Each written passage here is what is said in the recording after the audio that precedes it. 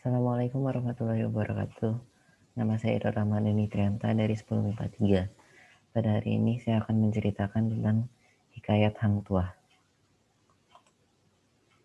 Pada suatu ketika, ada seorang pemuda yang bernama Hang Tuah, anak Hang Mahmud.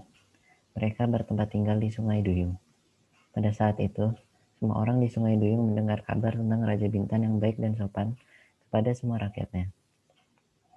Ketika Hang Mahmud mendengar kabar itu, Hang Mahmud berkata kepada istrinya yang bernama Dang Merdu, "Ayo kita pergi ke Bintan, negeri yang besar itu.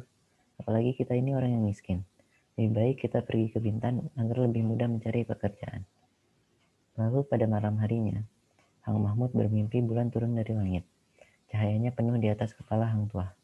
Hang Mahmud pun terbangun dan mengangkat anaknya serta menciumnya. Seluruh tubuh Hang Tuah berbau seperti wangi-wangian.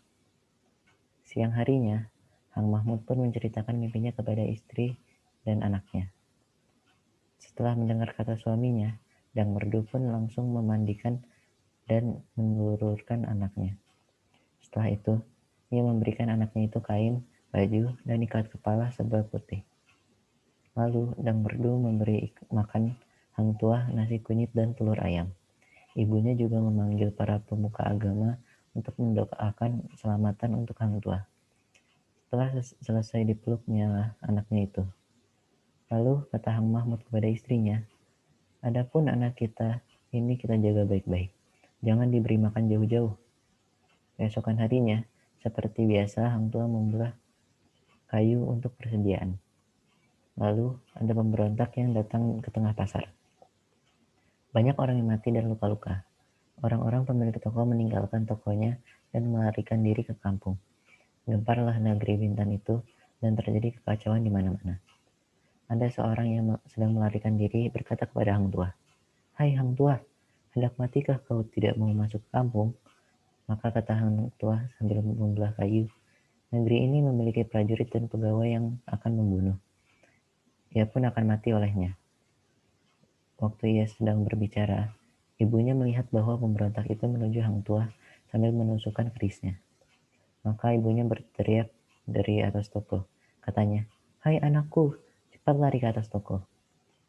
Hang Tuah mendengar kata ibunya. Ia pun langsung bangkit, berdiri dan memegang kapaknya, menunggu amarah pemberontak itu. Pemberontak itu datang ke hadapan Hang Tuah, lalu menikamnya bertubi-tubi. Maka Hang Tuah pun melompat dan mengelak dari tikaman orang itu.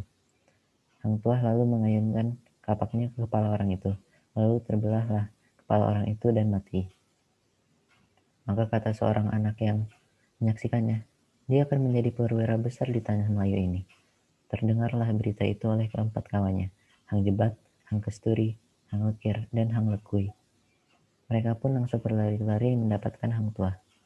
Hang Jebat dan Hang Kesturi bertanya kepadanya, "Apakah benar engkau membunuh pemberontak dengan kapak?" Hang Tuah pun tersenyum dan menjawab, "Pemberontak itu tidak pantas dibunuh dengan keris, melainkan dengan kapak untuk kayu." Kemudian karena kejadian itu, Baginda Raja sangat mensyukuri adanya Hang Tuah. Jika ia tidak datang ke istana, pasti akan dipanggil sang raja. Maka Tumenggung pun berdiskusi dengan pegawai-pegawai lain, yang juga iri hati kepada Hang Tuah. Setelah diskusi itu, datanglah mereka ke hadapan sang raja. Maka saat sang baginda sedang duduk di tahtanya bersama para bawahannya, Tumenggung dan segala pegawai-pegawainya datang berlutut, lalu menyembah sang raja. "Hormat tuanku, saya mohon ampun dan berkat. Ada banyak berita tentang pengkhianatan yang sampai kepada saya. Berita-berita itu sudah lama saya dengar dari pegawai-pegawai saya." Setelah sang baginda mendengar hal itu, maka raja pun terkejut, terkejut lalu bertanya, "Hai kalian semua, apa saja yang telah kalian ketahui?" Maka seluruh menteri-menteri itu pun menjawab, "Hormat tuanku, saya mohon ampun dan berkat. Untuk datang saja hamba takut, karena yang melakukan hal itu Tuhan sangat menyukai. Baiklah kalau Tuhan percaya pada perkataan saya, karena jika tidak, alangkah buruknya nama baik hamba." Seolah-olah menjelek-jelekan orang itu. Setelah Baginda mendengar kata-kata Tumenggung yang sedemikian itu, maka Baginda bertitah, "Siapakah orang itu? Sang Hang Tuah kah?" Maka Tumenggung menjawab, Siapa lagi yang berani melakukannya selain Hang Tuah itu? Saat pegawai-pegawai hamba memberitahukan hal ini pada hamba, hamba sendiri juga tidak percaya.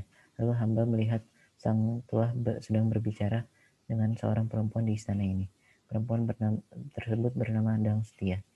Hamba takut ia melakukan sesuatu pada perempuan itu, maka hamba dengan dikawal datang untuk mengawasi mereka. Setelah Baginda mendengar hal itu, murkalah ia,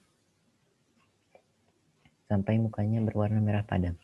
Lalu ia bertitah kepada para pegawai yang berhati jahat itu. Pergilah, singkirkanlah si durhaka itu.